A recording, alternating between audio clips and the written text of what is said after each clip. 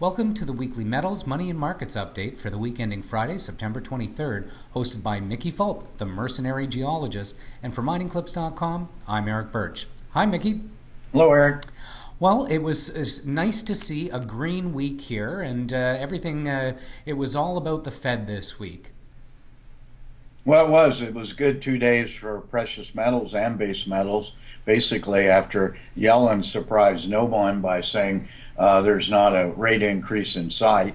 Uh, the market goes up, the market goes down based on what they think she'll say, and then she never says anything. So gold closed the week at 1338, up over 2%. Silver had a very good week, up almost 5% at 1965.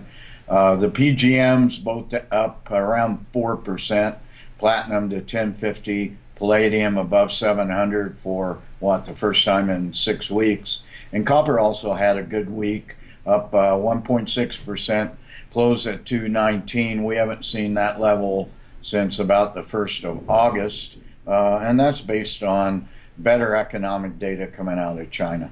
And in energy, oil started out strong on Monday on talks of a possible OPEC production freeze and a larger than expected drawdown in the U.S., but gave some of those gains back again today. Well, it did. It dropped almost $2 today, down to 44.41 from a high yesterday, or a close of 46.32. But it still gained 1% over the week. But the Saudis came out and said they didn't expect a deal in Algiers, and that meeting starts tomorrow and goes into the beginning of the week. Meanwhile, uranium once again spent the entire week below $25, closed at $24.75. Just no end in sight for the negativity in the uranium market. Definitely. It's been going on for quite some time now. And in currencies, moving on to currencies, there wasn't much change this week. It was pretty flat. Well, it was pretty flat. Not much going on in the markets, really.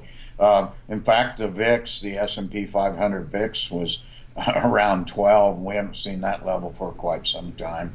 So just not very much volatility in any of the markets. Dollar index closed a little bit below 95.5 at 95.47. Euro was basically flat at $1.12, and the loonie was basically flat, still below $76.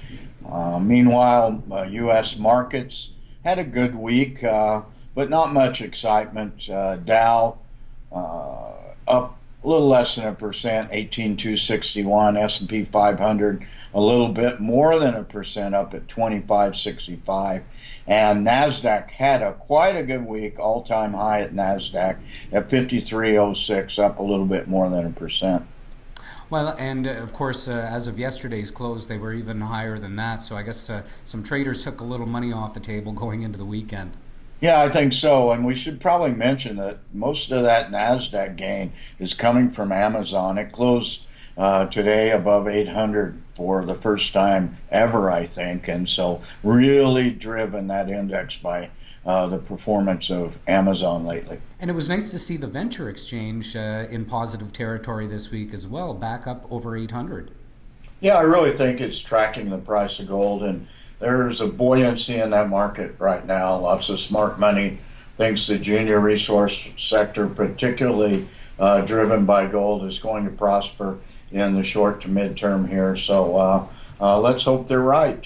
Venture exchange up to 810 for 1.5% gain over the week. Well, thanks again for your analysis, Mickey, and I look forward to checking in with you next Friday. All right, thanks a lot, Eric.